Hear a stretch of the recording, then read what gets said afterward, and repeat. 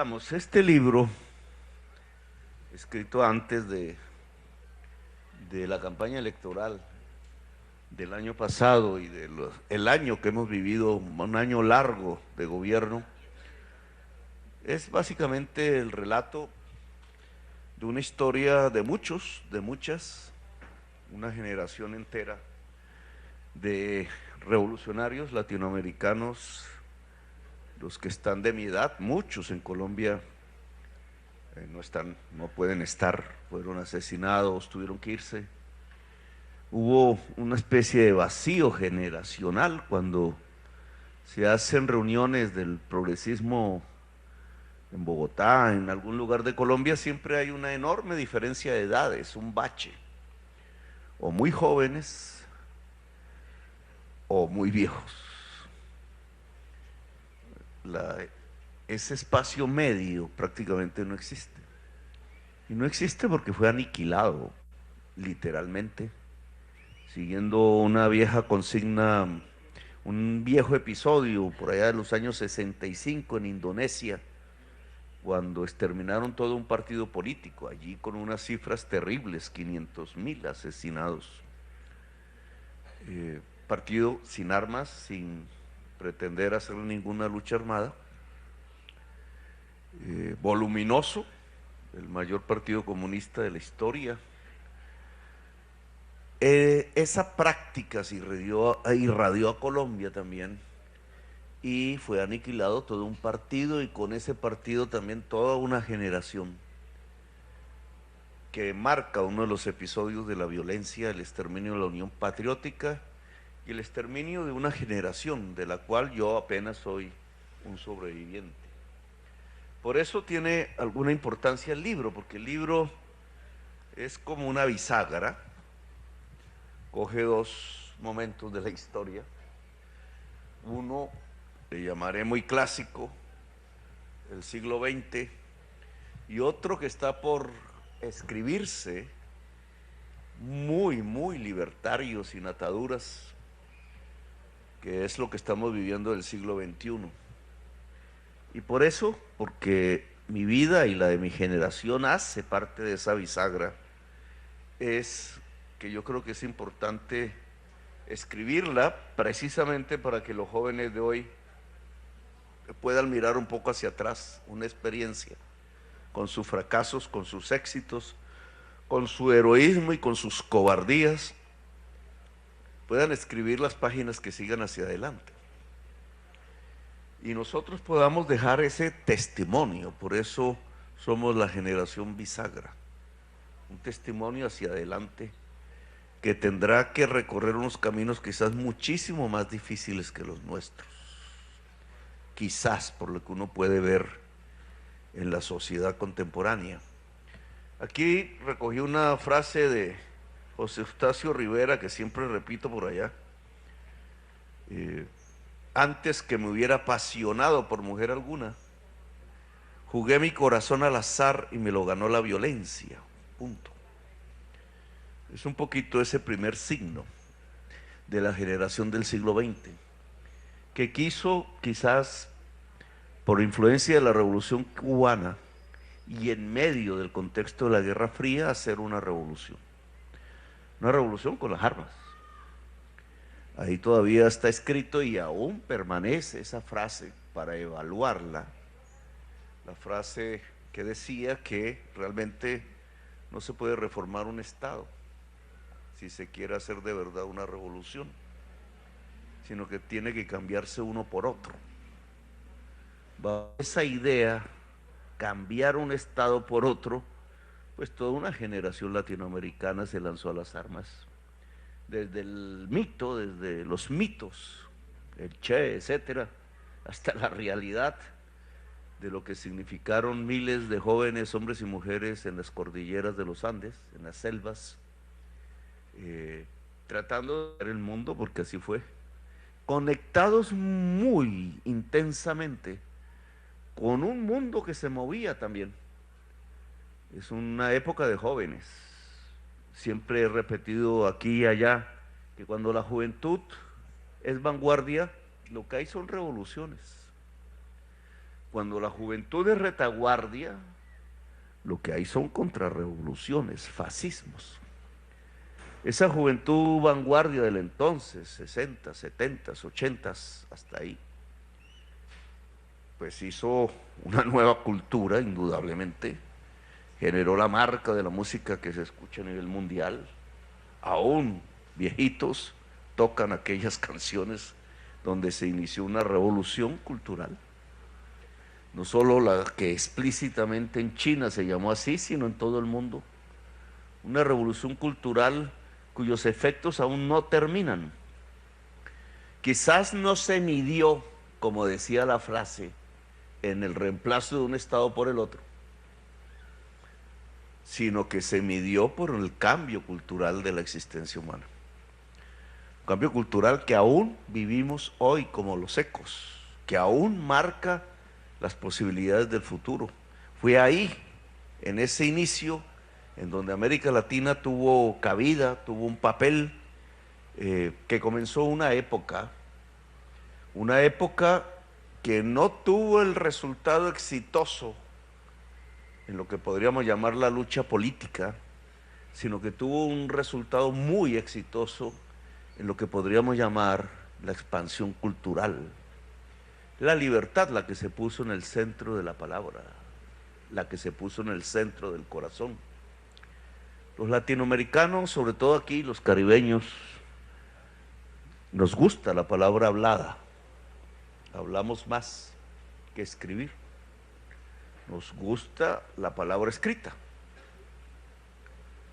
Hacemos poesía. Escribimos libros de literatura. Quizás no tenemos la misma vocación que ciertos pueblos escandinavos, anglosajones, germánicos, de pensar la teoría, de auscultar la teoría, de meternos en las matemáticas, de, como el viejo alemán, descubrir la lógica del capital.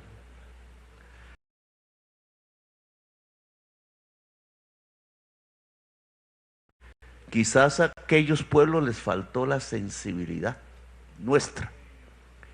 Quizás la revolución bolchevique y el socialismo congelado en la Rusia soviética no podía desencadenar precisamente una revolución por falta de sensibilidad, quizás. Y quizás nosotros tenemos problemas por no alcanzar las posibilidades de articular una política con la ciencia, que nos parece un tanto fría, porque quisiéramos más las pasiones y los sentimientos.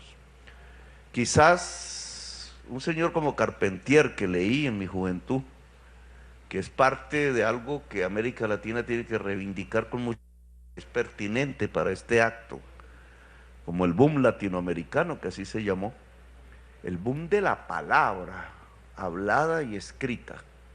Yo hago más parte de la palabra hablada que de la palabra escrita. Ese boom latinoamericano pues puso una marca que era necesaria quizás en los entretelones de la política mundial de finales del siglo XX.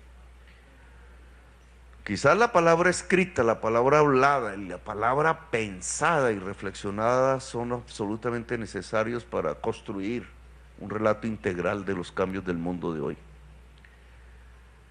Lo que nosotros hicimos al principio fue lanzarnos con sentimientos, leer libros, leer poesía, leer novelas, leer la historia latinoamericana.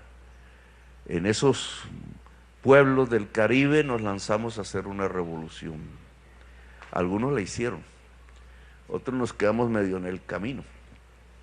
Pero bien sería dable pensar qué pasa con esas palabras, esas ideas, esas concepciones ahora en este siglo. Allá en el pasado está para la reflexión del historiador, para las anécdotas, para los cuentos, para las recopilaciones de vidas como esta. Pero lo más importante es saber para qué sirve eso en el presente. ¿Qué significa eso que se realizó en aquellas décadas con armas, sin armas, cogerlas, dejarlas, hacer acuerdos, buscar democratizaciones, salir de una época de dictaduras, que indudablemente es uno de los logros de esa generación latinoamericana, hacer abandonar el mapa latinoamericano de las dictaduras militares y de las dictaduras civiles que se le parecían, como en Colombia, abrir las posibilidades de una democracia ya para los años finales de los 80, los 90, hacer acuerdos de paz como hizo mi organización, el Movimiento 19 de Abril, el M19, que nunca reivindicó el marxismo, aunque yo he leído el marxismo, nunca reivindicó la idea de tener una política correcta o de ser el partido de vanguardia de una clase social. Simplemente quiso hacer cambios como cuando se mueve el agua estancada, y los provocó. Ni más ni menos si miramos estas últimas décadas de la historia latinoamericana, incluso antes del triunfo electoral de Chávez, hay un triunfo poco conocido, poco analizado, que es el de una guerrilla que deja las armas, le matan a su comandante, lo asesinan y a los 6 meses se ganan las elecciones. El M19 se gana las elecciones de Asamblea Nacional Constituyente, 1991. En medio, en una circunstancia en donde caían dictaduras militares, en donde empezaba a apagarse la guerra revolucionaria centroamericana y donde se derrumbaba todo el mundo soviético. Una época interesante, indudablemente, pero dramática. ¿Qué hacía esa guerrilla solitaria en medio de un país como Colombia, ganándose unas elecciones cuando todo lo que parecía alternativo se derrumbaba? No tenía mucho futuro. No podía ser más que un testimonio que lanzara. El testimonio es, decía uno de esos comandantes de esa organización, como una posta que se entrega al que sigue. No podía ser más que lanzar eso, como entregar un testimonio hacia adelante. Su destino estaba ya asignado por la realidad de la historia mundial, no iba a sobrevivir. Había sobrevivido el combate, la guerra de verdad, pero no iba a sobrevivir el combate de los cambios de la historia, porque la historia venía en contra, sus vientos venían en contra, se apagaba su voz apenas en un texto que todavía está, lo han contrarreformado muchas veces, la Constitución de Colombia. Ese país tan anegado de violencias, incluso hoy, que tiene uno de los textos constitucionales más avanzados del mundo. ¿Cómo entender incluso esa ficción política entre un texto tan avanzado, hecho por excombatientes revolucionarios y por otras fuerzas políticas, y una realidad tan conservadora, tan ligada al atraso político, tan encerrada, tratando de no mirar el mundo y cómo cambia, tan anegada por la sangre fratricida, regada por la violencia, por muchos problemas contemporáneos? Tan paradójico fue la situación que un muchacho recién salido de la cárcel, coronel venezolano, decidió ir a mirar allá cómo era el asunto en 1994. Y nos encontramos los que salíamos de la constituyente. Yo no fui constituyente, sino mi movimiento, yo era parlamentario, ya por primera vez elegido en un congreso que no conocía muy bien cómo era, ni para qué servía. Y el comandante Hugo Chávez, que llegaba a mirar cómo había sido la Asamblea Nacional Constituyente. Ahí hay una bisagra, no sé si frustrada, no sé si interrumpida, pero ahí hay una bisagra de la historia. Porque Chávez no pertenecía propiamente a la generación nuestra, y creo que él resentía internamente del tema. pertenecía a otra, era otra, su fuente había sido otra, el origen de su existencia. Nosotros pertenecíamos a la tradición guerrillera de América Latina, profunda, digamos. Indudablemente el M-19 hacía parte de una especie de, le dicen el heavy metal latinoamericano, de intento de revolución incluso mental, de todas las estructuras y de los arquetipos que en ese momento yo le llamo, eran los clásicos, pero de los cuales nosotros nos intentábamos escapar permanentemente, creyendo que esa revolución colombiana tenía que ser muy parecida a las palabras de García Márquez, a sus mariposas amarillas, a volar, a hacer algo que no se había escrito antes, a algo que llamamos en ese momento el realismo latinoamericano, a escaparnos de lo que el viejo alemán filósofo había escrito, como si esas escrituras también fuesen una prisión. Nos escapamos y nos acabamos, dejamos el testimonio. El Chávez llegó allí a mirar eso, algunas ideas habrá recogido y vino para acá y comenzó un proceso que es muy diferente y el cual hay que analizar, que ya no pertenece a las guerrillas latinoamericanas clásicas, ni al M-19, ni al Che, y hay que decirlo así, ni a Fidel Castro. Así quisiéramos amarrar eso, a veces retóricamente es otra fase a la que hay que mirar con toda la aventura y la capacidad de...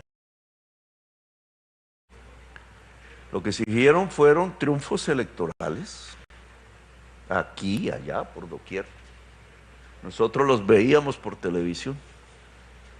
A pesar de haber entregado el testimonio, el primero, un triunfo electoral pacífico, después de dejar las armas y hacer una constitución, pues América Latina comenzó a cambiar por todas partes, menos en Colombia. Colombia se anclaba al pasado. Es más, la Constitución del 91, quizás parte de eso lo escribo en el libro, la Constitución colombiana aún vigente es ficción, es como un libro de García Márquez, son palabras escritas, no se aplican en Colombia. Cuando uno está con la Constitución en la mano y va a una región, el Urabá, cerca a Panamá, cerca al tapón del Darién, que ahora se ha vuelto muy famoso. La realidad de la Constitución escrita y la realidad real del Urabá distan kilómetros y kilómetros de distancia. En el Urabá existía una dictadura que mataba a los obreros, 3.000 asesinados, uno por uno, o en masacres. Y la Constitución habla del Estado Social de Derecho. Ahí aprendimos nosotros cierta realidad colombiana, la distancia entre la palabra, la retórica y la realidad de la muerte, del asesinato, del sobrevivir en medio del terror para tanta gente que simplemente porque el hijo había sido líder obrero o porque estaba mal ubicado en el momento menos necesario, pues murieron 200.000 personas. Depende de la cifra con que uno arranque, como la Comisión de la Verdad lo ha escrito en unos volúmenes inmensos que están allí, que no quiso recibir el pasado gobierno, yo recibí. Depende de la fecha con que uno arranque. O si no se habla de 500.000, o si no se habla de 700.000 muertos, si es desde el 9 de abril del 48, un poco antes. Si yo quiero contar desde el momento de la Constitución, del decreto de la Constitución del 91, hacia adelante van 200.000 muertos. ¿Cómo una Constitución tan democrática vive, se mantiene como un escrito en un país que ha matado decenas de miles de personas, los ha descuartizado, los ha metido en fosas comunes aquí en la frontera con Venezuela? Hay unos hornos crematorios donde centenares de personas fueron quemadas. igual que los nazis, confesado por el que lo hizo, con un Estado cómplice de ese genocidio, por secciones no generalizables, funcionarios armados, desarmados, juntos con le llamamos los de la motosierra, los descuartizadores, generando ese genocidio que tiene un solo motor, una acumulación de riqueza que nos ha convertido en uno de los 4 países más desiguales socialmente del mundo. ¿Cómo iba a florecer una izquierda ahí o un progresismo? ¿Cómo iba a florecer algo? ¿Cómo iban a haber flores? ¿Cómo se podía escribir en medio de la violencia? Algunos lo han hecho, aquí los tienen, pero un Gabriel García Márquez tenía que morir ahí, no podía florecer, igual que la Constitución del 91 tenía que convertirse en letra muerta. El mismo Premio Nobel de Colombia, quizás una de las figuras más universales de América Latina, pues no podría sobrevivir, él prefirió enloquecer. Nosotros sobrevivimos, no sé cómo. Incluso esa sobrevivencia no es completa. Dicen que 1 de cada 5 colombianos padecen o padecemos problemas mentales. Esto me lo coge la prensa y me lo vuelve un escándalo mañana. Pero son los estudios científicos, depresión, angustias. Pareciera que no se siente la violencia, pero entra. Va construyendo el ser humano, va construyendo una cultura. La cultura es más poderosa que la política, muchas veces, generalmente. Y obviamente allí sí cimentó una cultura antidemocrática, una cultura del odio, una cultura del miedo, que es la otra cara de la moneda del odio, y una cultura de la mentira, porque para tapar el que tengamos una de las constituciones más democráticas del mundo, con un genocidio, en donde hoy que vemos Palestina y cómo bombardean niños y niñas, pues en Colombia lo hacían todos los días, por orden del jefe del Estado. Bombardear. En Colombia no es extraño. Han muerto 350 niños y niñas desde el año 2000 bombardeados. Claro, las cifras ya no son las mismas de Palestina, que desencadena la barbarie, pero no por nada muy buena parte de la prensa colombiana y de la política colombiana aplaudió el que se hiciera lo que se está haciendo con Palestina. Y el que yo saliera simplemente recordando mi pasado, recordando por qué razón nosotros nos levantamos, simplemente diciendo que hay que protestar contra cualquier injusticia. Ese simple hecho de decir, oiga, detengan el genocidio en Palestina, casi me sacan del gobierno. Sionista, ¿qué? Antisemita, me dijeron. Yo que siempre leía los libros de la insurrección del gueto de Varsovia, porque me parecía una lectura muy interesante, la historia del gueto de Varsovia. Claro, no se puede, cuando uno profundiza la insurrección del gueto de Varsovia, pues se encuentra a la izquierda liderando, en un acto desesperado, la izquierda judía, liderando uno de los actos más sublimes de la humanidad, un grito de libertad.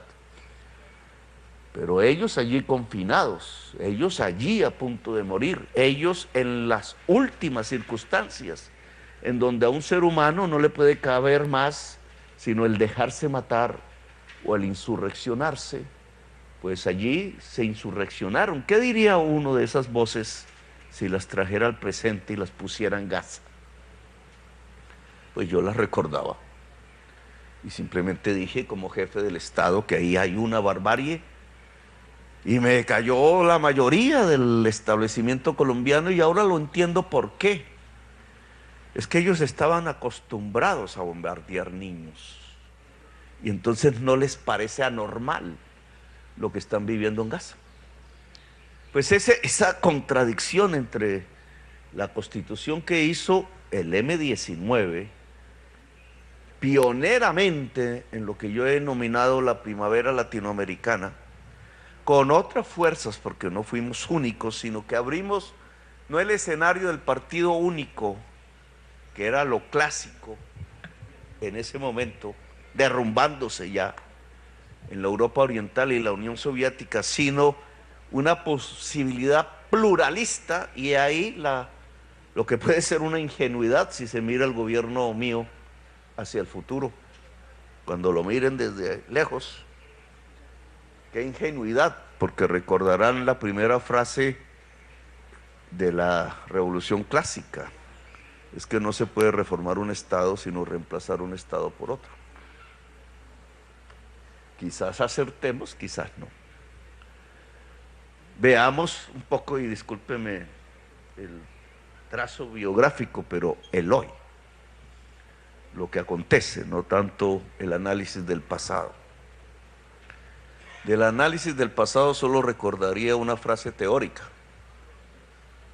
el socialismo es la propiedad del Estado de los medios de producción.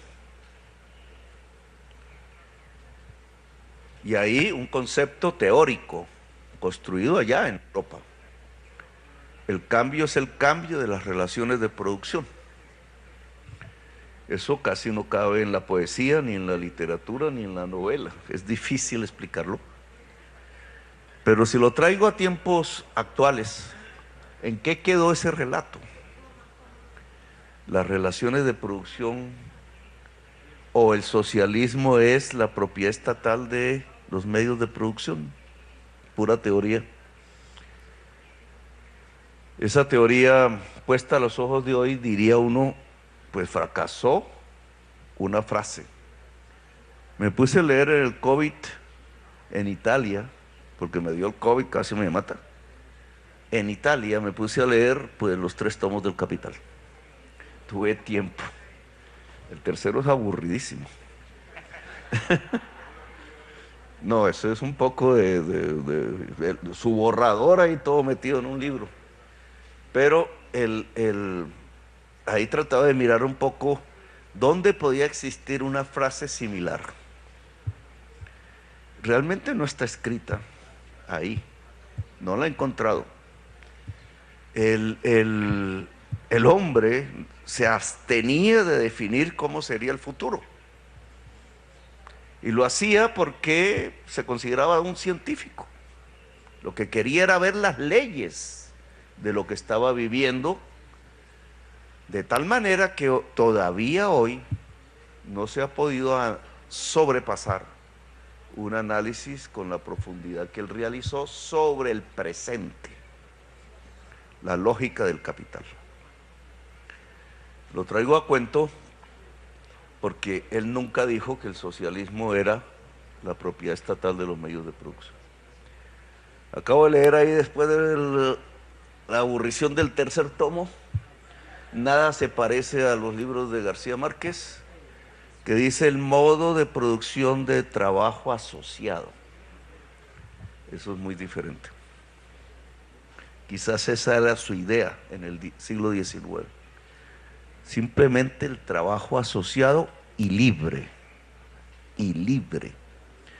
Pero lo dejo ahí porque quisiera ver eso que él llamaba la lógica del capital. Él decía, el capital es como un huracán, se expande, no tiene límite, muy revolucionario en ese sentido, porque su gran motor es la tasa de ganancia, la ganancia, y para eso cada vez va a consumir más seres humanos usándolos como obreros, cada vez más materias primas, y cada vez más mercancías saldrán a cualquier resquicio del mundo, porque en la realización de las mercancías se realizará la ganancia. Esa es su lógica. Esa lógica no ha variado hoy.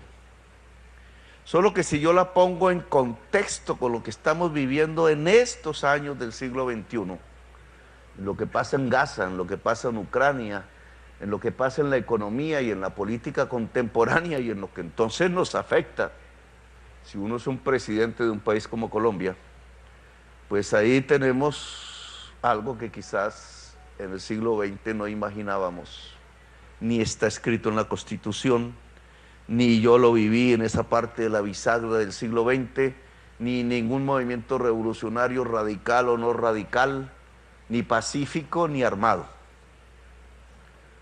La crisis climática. Ya los científicos sí sabían, año 89 creo, ahí tiene unas fechas, un señor Janssen, científico anglosajón. Janssen debe ser más bien escandinavo, de origen escandinavo, ya lo decía él. ¿Cómo se nos distancia la palabra, la retórica, nuestra sensibilidad un poco de la ciencia exacta, o de la pretensión de que hay una ciencia exacta?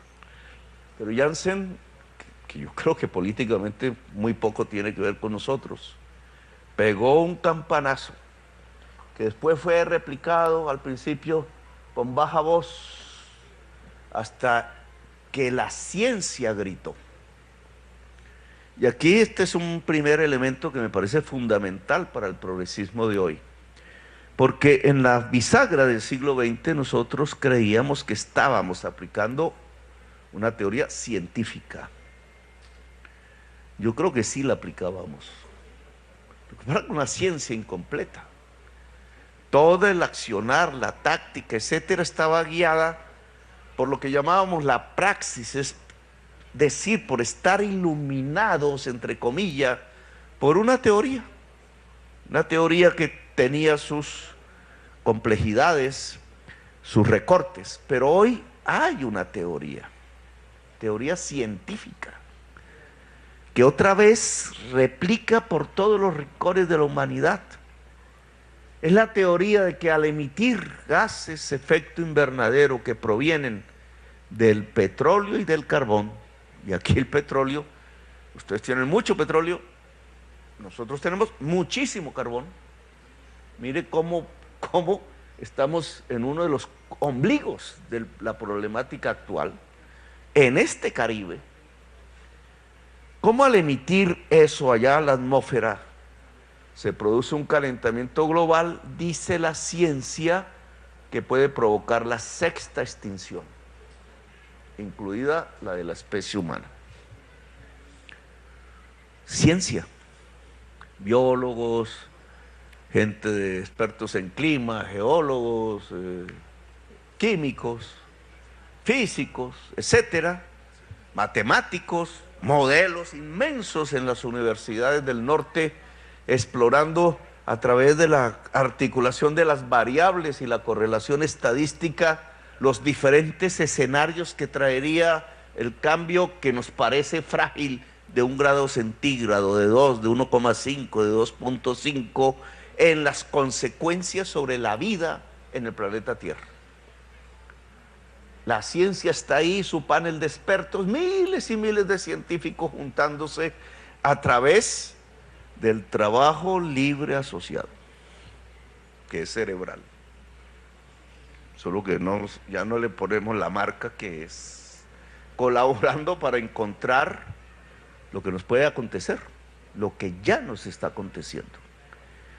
La crisis climática, cambio climático, le dijeron al principio, cambio climático es muy suave como palabra, es un cambio más de tantos. No, crisis, apocalipsis diría la Biblia, colapso, crisis civilizatoria de la humanidad, dice el Papa, etcétera. Se podría otra vez llenar de libros las bibliotecas alrededor de este tema. Solo que poco se ha ligado la ciencia y la política. Y el progresismo es eso, o por lo menos ese era el mensaje de la época clásica de los revolucionarios del siglo XX, la conjunción de teoría y práctica, es decir, la praxis. Solo que la teoría de hoy está suministrada, la tenemos, la podemos leer, la podemos investigar, nos podemos incluso volver eruditos si nos especializamos en esas materias. ¿Qué significa eso? Si yo vuelvo al viejo alemán, que por eso fue que volví a leer en el COVID como experiencia humana está ligado a esta nueva ciencia. Pues los científicos de Cambridge dicen que sí, que el COVID simplemente es uno de los virus de muchos que han pasado y van a pasar ligados a la crisis climática. Y entonces el COVID nos muestra en la práctica cómo es que podría ser la extinción de la especie humana hacia adelante. Claro, es una campanada. El COVID hizo lo que ningún partido bolchevique pudo hacer: detener el capitalismo en todo el mundo. Un año. Y aún hoy, aún hoy hay consecuencias. Detuvo el capitalismo un bicho invisible y no humano. No fue la teoría clásica nuestra, fue un virus. Pero es que es un virus que va marcando la extinción. Así lo hayamos superado. Viene otro, son invisibles. Es la cadena de la vida que se está deshilachando. Lo asemejo como un saco de estos, así, o este lino, sácale una hebra, pareciera nada y se acabó la camisa. Es lo que nos ha pasado, una hebra, pero se está acabando la camisa, el tejido, es el tejido de la vida. Ahora, si yo cojo al alemán y lo articulo a la ciencia de hoy, casi que ninguno de esos científicos se ha leído al alemán. Seguro que no. Encuesta para hacer de la prensa. Pero si los vinculo en la teoría, encuentro que lo que dijo el alemán alrededor de la lógica del capital, la acumulación ampliada en busca de ganancias, es lo que se ha reflejado en la atmósfera, también como un huracán ampliado en términos de CO2 acumulado. La acumulación del capital en la atmósfera es CO2 acumulado. Y si esto lo proyecto hacia adelante unos añitos no más, pues si la lógica del capital sigue, el CO2 acumulado acaba la vida en el planeta. Ya lo había escrito. Consume las fuentes de riqueza, el ser humano y la naturaleza, es decir, la vida. La lógica del capital consume la vida. Y entonces aquí vienen nuestros problemas prácticos de hoy. ¿Y qué hacemos? ¿Qué hace Latinoamérica? ¿Qué hace el Caribe? ¿Qué hace el mundo, obviamente? ¿Qué es lo que estamos viviendo? Ustedes están viendo cómo se desbarata el derecho internacional. Igual que la hebrita, en términos jurídicos, el acumulado de la civilización humana, incluso a partir sobre todo de la derrota de los nazis, se está acabando. Ustedes son víctimas de eso. Decidieron bloquearlos. Alguien decidió bloquearlos. Alguien que no es nadie de aquí, es de allá, decidió bloquearlos. Y decidieron bloquear uno y otro país y poner presos presidentes y ponerle precios a la cabeza y romper completamente las normas del derecho internacional. Y hoy, ¿qué estamos viendo como práctica?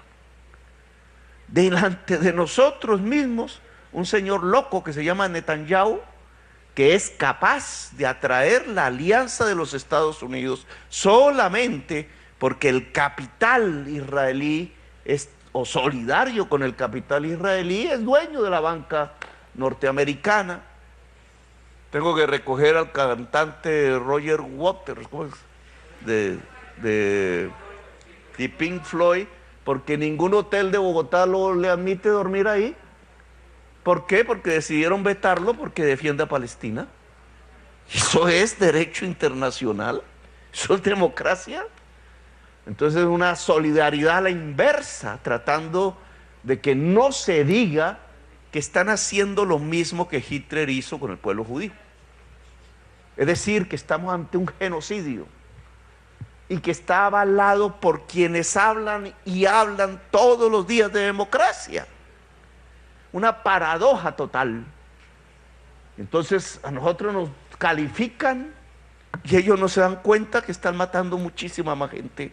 Y no gente solamente, sino bebés. Una masacre de bebés. Herodes, yo no sé si Herodes existió o no, pero lo que estamos viendo es un Herodes poderosísimo, matando y matando niños en la tierra. Eso no es el derecho internacional. Derecho internacional ha muerto.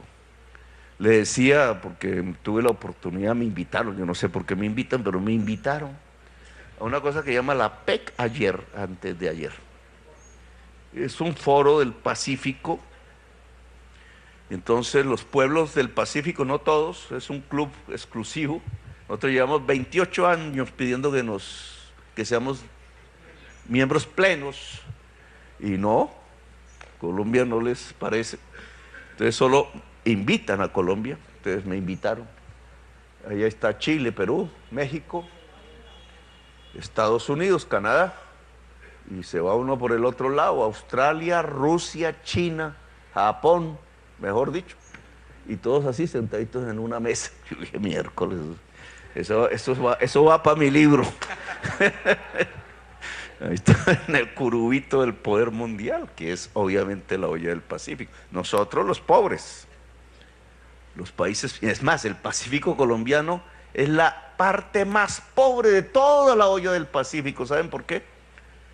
Porque en el Pacífico colombiano, que es selvático, la selva más biodiversa del mundo, llegaban los negros esclavos escapados a hacer sus aldeas, y la oligarquía blanca esclavista se vengó, no adelantando la región. Y entonces cuando ustedes observen todo el litoral pacífico en todos los continentes, encuentran que la región más pobre de todo el litoral es el pedacito colombiano, porque es una venganza racista contra el pueblo negro que trajeron a la fuerza a Colombia, pero decidió liberarse. Bueno, en ese curubito estuve yo sentado y les dije, ¿usted iba a preguntarme o yo estoy hablando? Dije que la palabra escrita y la palabra hablada. Le quiero preguntar, presidente, si en esa reunión le dieron café. ¿Le dieron café? Sí. Porque aquí No tenemos sé de qué café país. venezolano. No sé de qué país. Y quisiera ofrecerles, porque esta conversación está muy interesante, ¿verdad? Entonces, a ver si le servimos café venezolano a la audiencia, y si queda uno, nos lo traen a nosotros también, ¿verdad, señor embajador? ¿Ah? Y un agüita, ¿verdad? Perfecto. Y aprovecho la interrupción para informar que estamos siendo transmitidos a través de RTBC, Señal Colombia, la señal de la paz, allá en la hermana República. Además de los medios nacionales, Telesur, Venezolana de Televisión, los medios del Sistema Público Venezolano, el canal Cultura Venezuela en la página filben.com. Tiene la palabra de nuevo Gustavo Petro. Me están esperando ya en este momento. Entonces, lo que quería decirles, en esa reunión les dije, porque digo, pues, si el pueblo colombiano me dio la oportunidad de ser presidente, es para algo. Y si tengo a los poderes mundiales sentados a 3 metros de mí, Estados Unidos, Biden, el señor Xi Jinping de China, y había un señor representante de Rusia, y el señor de Japón, y el señor de Australia, y el señor de Canadá, pues aprovecho. Y les dije eso. El evento era para hablar de la descarbonización. Yo creo que otro día hablamos de esos temas, pero ¿cómo se puede pasar a una economía descarbonizada? Que es un cambio de relaciones sociales de producción. Ese es un tema a explorar. ¿Cómo se puede pasar a una economía descarbonizada? Es decir, sin petróleo y sin carbón. Y el petróleo es lo que ustedes exportan, y el carbón es lo que nosotros exportamos. ¿Cómo se puede pasar, es decir, cuidar la vida en el planeta, si estamos en guerras? Si el deporte favorito es la guerra. Lo que estamos viviendo es guerra y barbarie, la destrucción incluso de acumulados de la civilización humana en las que participó los mismos líderes del capitalismo. Estamos viendo cómo se derrumban. Es un episodio que está anclado al derrumbamiento de la vida en el planeta. O sea, lo que estamos viviendo no es coyuntural, no es un simple loco botando bombas por sus ideas, es el derrumbe del derecho internacional, es la ley del más fuerte, se junta con el fentanilo. Estábamos precisamente en la ciudad de San Francisco, que es la ciudad donde mejor se puede ver el efecto del fentanilo en la sociedad norteamericana. Ese análisis de esa droga química que viene, dicen que de China, pero que ya habían legalizado en Estados Unidos, la droga de la muerte. No es la marihuana de los hippies, que usaban entre otras para generar la nueva cultura, la alternatividad contra la guerra de Vietnam. No es la droga del neoliberalismo, que es la cocaína, hecha en Colombia y en expansión. La droga de la muerte. La gente que toma eso ya no está ni para competir, ni para pasarla chévere, ni para hacer, ni oír música. Es para morirse. Si uno coge ese malestar de la cultura, que hay que llamarla así, esa droga, que seguro tendrá otras parecidas, coge el derrumbe del derecho internacional, coge el genocidio visto en directo y en línea. ¿Qué piensa un joven hoy? ¿Tener hijos? Lo que podría llamarse la reproducción de la vida. ¿Es posible? Estamos viviendo los sentires, la cultura de la extinción. Y entonces, ¿cuál es el papel de la política en este momento? De los líderes. Es un interrogante que me hago. ¿Cuál es el papel del progresismo latinoamericano? Insistir que esta economía se basa en petróleo y carbón y gas, que ese es nuestro papel en el mundo, o tenemos que reubicarnos completamente como pueblo caribeño y como pueblo latinoamericano. Latinoamericano, esa palabra latino está muy mal puesta, porque es que nosotros somos latinos, indígenas, negros, árabes.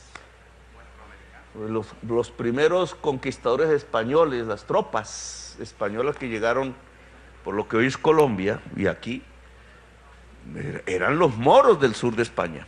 Por eso tenemos cultura muy ligada al pueblo árabe, quizás olvidada, pero está ahí. Y ese tipo, digamos, ¿cómo nos portamos hoy? ¿Cuál es el papel de la izquierda? ¿Cuál es el papel del progresismo, para ponerlo en términos más generales, y el de América Latina en un mundo que vive la extinción y la crisis climática? Y yo creo que aquí estos libros por los cuales nos juntamos nos muestran un camino, en general, sin que sus autores estén de acuerdo entre sí ni con nosotros, ni se trata de eso. Es el camino de la vida, la política de la vida es la que se vuelve hoy una política revolucionaria. La política de la vida es un concepto que debió haberla descubierto un caribeño, eso lo dejamos en la investigación, pero la trajo un francés, Foucault, le llamó biopolítica.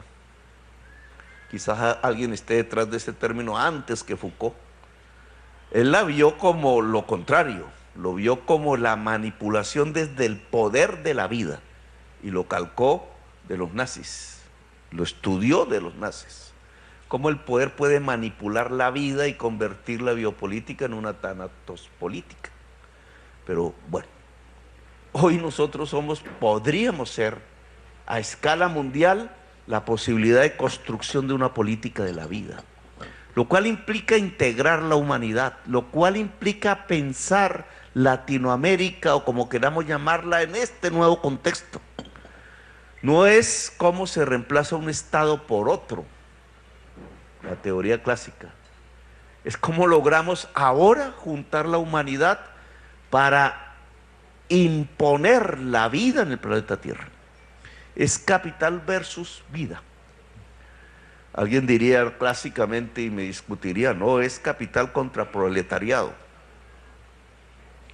es el capital contra la vida, y esta vez no es la clase obrera la que está en la antígona del capital, es la humanidad la que está en la antígona contra el capital. Luego esto hay que traducirlo en política, política concreta.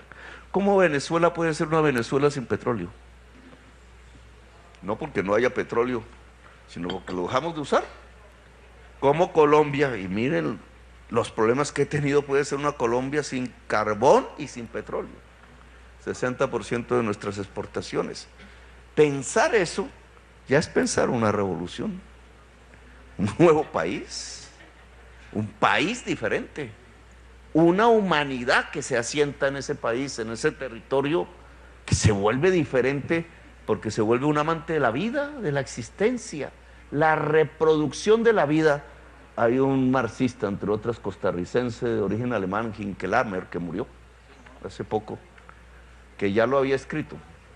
Es interesante por eso, porque él desde su influjo alemán quería la teoría, pero en su existencia costarricense pues estaba en la explosión de la vitalidad.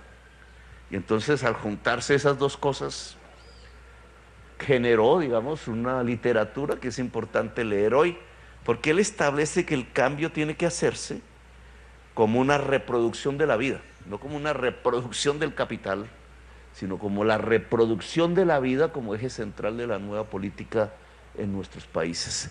Bueno, yo ya me explayé lo suficiente, quería mirar esta bisagra entre lo que pensábamos cuando éramos jóvenes, todavía somos relativamente jóvenes, y lo que pensamos ahora en medio de una humanidad en crisis. Gracias por haberme escuchado, muy amables.